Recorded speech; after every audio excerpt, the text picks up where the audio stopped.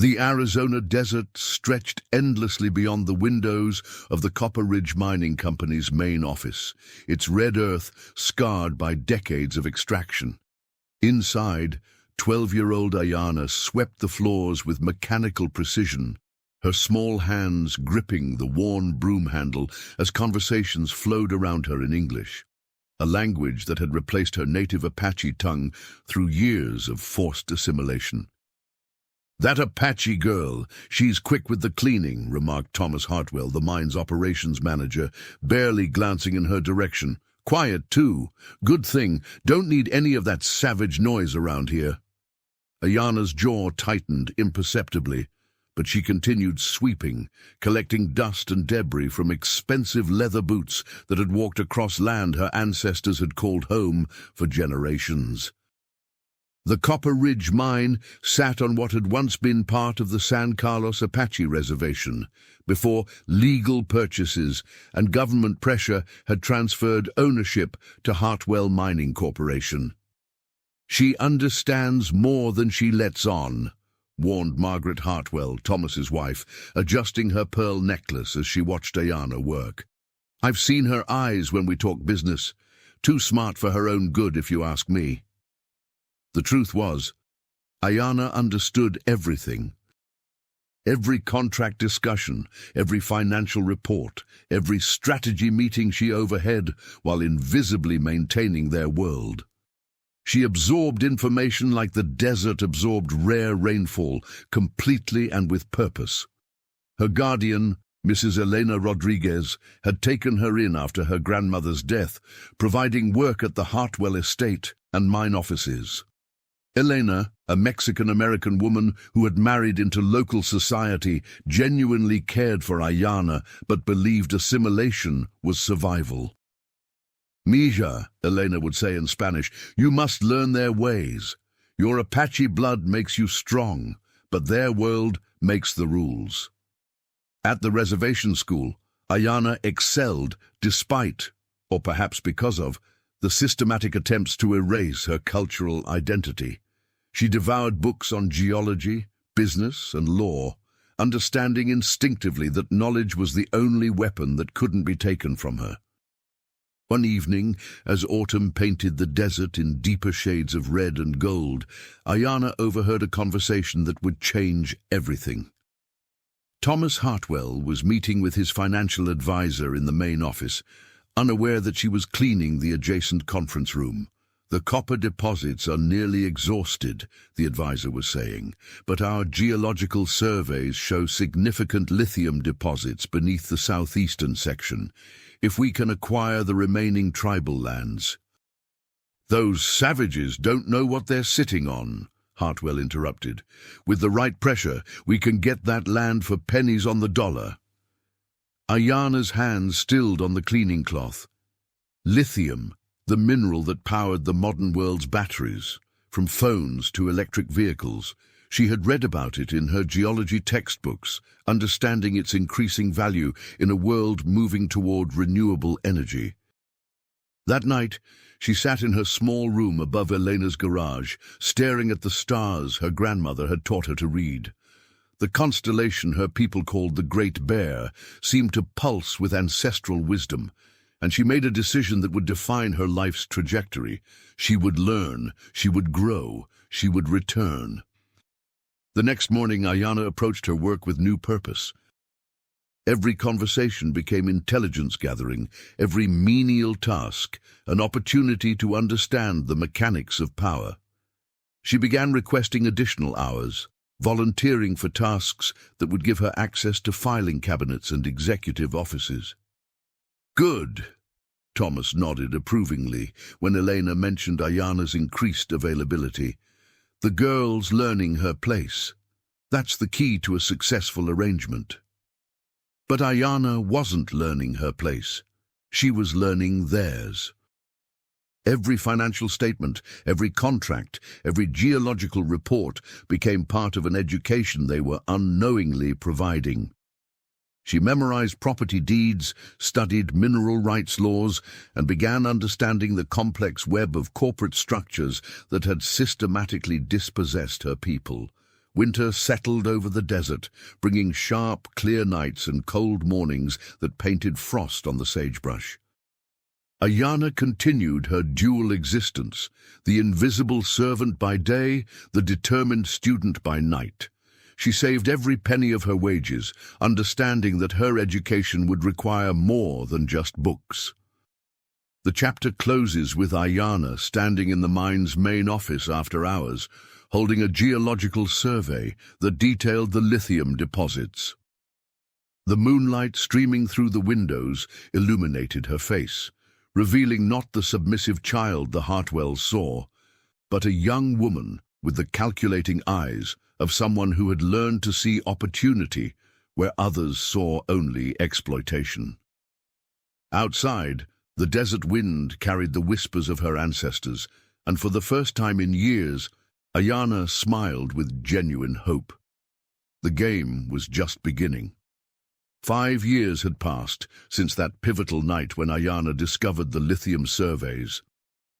Now 17, she had transformed from a girl who swept floors into a young woman who understood the intricate machinery of mineral extraction and corporate finance better than most business school graduates. The Hartwell Mining Corporation had expanded significantly, and with it, Ayana's access to information. She had maneuvered herself into a position as Thomas Hartwell's administrative assistant, a role that kept her invisible while granting her unprecedented access to the company's inner workings. Ayana, prepare the quarterly reports for the board meeting, Thomas commanded from behind his mahogany desk, not bothering to look up from his newspaper. To him, she remained the convenient Apache girl who had proven useful with paperwork, nothing more. But Ayana had spent those 5 years building something far more valuable than Thomas could imagine. Through online courses paid for with her saved wages, she had earned certificates in geology, business administration, and mining engineering. She had also cultivated relationships with professors at Arizona State University who had taken interest in her exceptional work and provided mentorship despite her unconventional path to education. More importantly, she had begun connecting with other indigenous activists and legal advocates who were fighting similar battles across the Southwest. Through these networks, she learned about mineral rights law, federal regulations governing tribal lands, and the complex legal precedents that could be used to challenge corporate land grabs. The lithium market had exploded exactly as she had predicted. What had once been a valuable but secondary mineral had become the cornerstone of the global energy transition. The deposits beneath the former Apache lands were now worth hundreds of millions of dollars, and Hartwell Mining Corporation had become the region's dominant player. "Sir," Ayana said carefully, entering Thomas's office with a stack of geological reports, "the new surveys from the southeastern section show promising results." Thomas barely glanced up. "Good. Make sure copies go to our legal team. We'll need to finalize the acquisition of those remaining tribal parcels." Ayana nodded, but her mind was racing. Those tribal parcels included land that had been illegally taken from her people through a series of fraudulent transactions in the 1920s, transactions she had discovered through her methodical research into property records and historical documents. After work, she drove her used Toyota pickup truck to the reservation, where she had been meeting regularly with tribal elders and legal advocates. The San Carlos Apache Reservation had been fighting a decades-long battle to reclaim ancestral lands, and Ayana had become an invaluable resource in their efforts. "The federal courts are becoming more sympathetic to tribal land rights cases," explained David Begay, a Navajo attorney who had been working with the Apache legal team. "Especially when we can prove the original transactions were fraudulent." Ayana spread out photocopies of documents she had discreetly copied from Hartwell's files. These show the company knew about the questionable nature of their land titles as early as 1987. They've been deliberately concealing this information. Maria Santos, an Apache elder and activist, studied the documents with sharp eyes. "This is the evidence we've been looking for, child." But gathering evidence is one thing. Having the resources to fight a corporate legal team is another. That night, Ayana sat in her small apartment. She had finally saved enough to move out of Elena's garage and developed a plan that would have seemed impossible to the 12-year-old girl who once swept Thomas Hartwell's floors. She began applying to universities, not just for undergraduate programs, but for accelerated business and law programs that would recognize her extensive self-education and work experience. She also started researching investment opportunities, understanding that she would need significant capital to challenge the Hartwell empire. The breakthrough came through an unexpected source. Dr. Jennifer Walsh, a geology professor at the University of Arizona who'd been mentoring Ayana remotely, invited her to present her research on lithium deposits at a national mining conference. "Your analysis of the regional geology is more sophisticated than what I'm seeing from graduate students," Dr. Walsh had told her. "The mining industry needs to see this work." At the conference in Denver, Ayana met Marcus Chen, a Chinese-American venture capitalist who specialized in green energy investments. Marcus was immediately impressed by her presentation and her deep understanding of both the geological and business aspects of lithium extraction. "You're talking about deposits that could power the American electric vehicle revolution," Marcus said over coffee after her presentation. "But you're also talking about complex legal and cultural issues that most investors completely ignore." "That's exactly the problem," Ayana replied. "Traditional mining companies extract resources without considering long-term sustainability or community impact. There's a better way." Marcus leaned back in his chair, studying her carefully. "What do you need?" "Education first," Ayana said without hesitation. "Then capital. Then legal support. I want to create a mining company that operates differently, one that respects tribal sovereignty while developing resources sustainably." "That's ambitious," Marcus smiled. "I like ambitious." The chapter ends with Ayana returning to Arizona with a full scholarship to attend Arizona State University's Accelerated Business Program, along with a preliminary investment commitment from Marcus's fund. As she drove past the Copper Ridge mine, she saw Thomas Hartwell's Cadillac parked in front of the main office. For the first time in years, she pulled into the parking lot and walked into the building where she had once been invisible.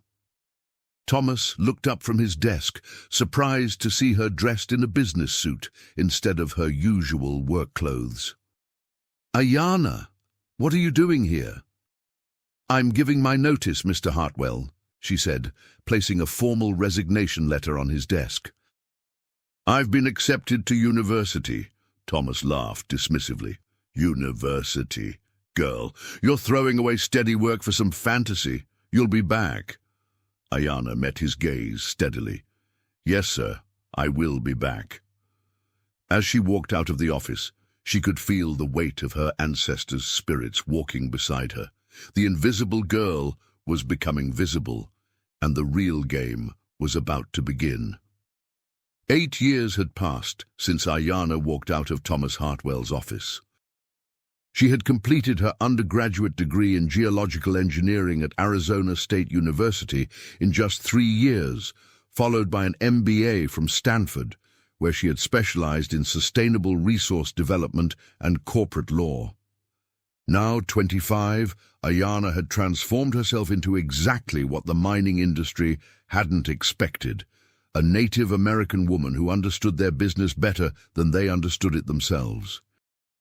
She had spent her final year at Stanford developing a comprehensive business plan for Redbird Mining Corporation, a name that honored her Apache heritage while signaling her intentions to the broader market. The lithium market had exploded beyond anyone's wildest projections. Electric vehicle manufacturers were scrambling to secure supply chains, and the deposits beneath the former Apache lands were now worth over $1 billion. Hartwell Mining Corporation had become a regional powerhouse, but they had also become complacent. Ayana's return to Arizona was carefully orchestrated. She had spent months working with Marcus Chen's investment group, tribal legal advocates, and federal regulators to build a coalition that could challenge Hartwell's operations on multiple fronts. The environmental impact studies they filed are incomplete, she explained to the assembled group in a conference room at the Marriott in Phoenix. They've been operating on provisional permits for 5 years, and their water usage violations are well documented.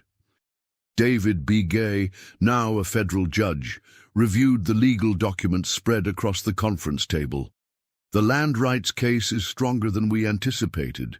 We have clear evidence that the original transactions were fraudulent, and the federal courts are increasingly willing to hear tribal sovereignty arguments. But Ayana's most powerful weapon wasn't legal or environmental, it was economic. Through her connections in the investment world, she had identified Hartwell Mining Corporation's financial vulnerabilities. The company was heavily leveraged, dependent on short-term loans to finance their expansion, and vulnerable to any disruption in their operations. They're cash poor despite their asset value, Marcus explained to the group. If we can create enough legal and regulatory pressure to slow their production, they'll be forced to sell. The first phase of Ayana's plan unfolded over 6 months. Environmental groups, armed with her technical analysis, filed complaints with the EPA regarding water contamination. Tribal legal advocates, supported by her research, initiated federal court challenges to the company's land rights. Investment analysts, influenced by her presentations at industry conferences, began questioning the company's long-term viability.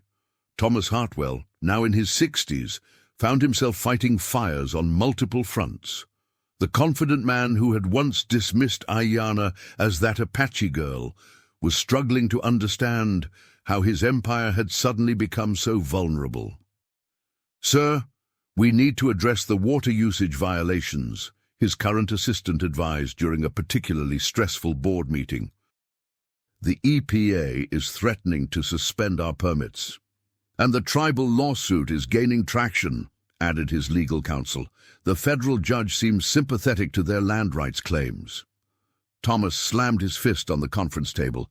"This is coordinated. Someone's orchestrating this attack on our company."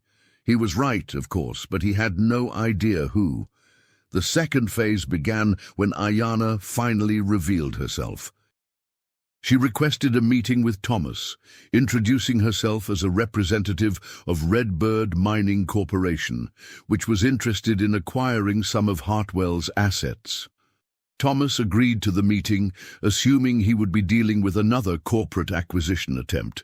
When Ayana walked into his office, the same office where she had once swept floors, he didn't immediately recognize her. "Ms. Redbird, I presume," Thomas said, extending his hand. "Actually, it's Ms.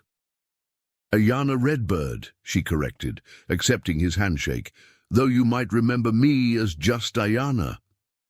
Thomas's face went pale as recognition dawned. The composed businesswoman in the tailored suit, carrying herself with quiet authority, bore little resemblance to the girl he remembered. "You," he whispered. "Yes, me." Ayana took a seat across from his desk, the same desk where she had once placed resignation letters and geological reports. "I told you I would be back." The room fell silent except for the hum of the air conditioning. Thomas stared at her, his mind racing to process the implications. "You're behind all of this," he said finally. "The lawsuits, the environmental challenges, the regulatory pressure."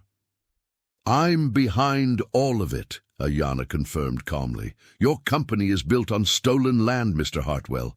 It's extracted wealth from my people's territory for decades without compensation. That's about to change." Thomas leaned back in his chair, his face flushed with anger and disbelief. "You think you can destroy everything I've built?" "I don't want to destroy it," Ayana replied. "I want to buy it." She placed a folder on his desk containing a comprehensive acquisition proposal.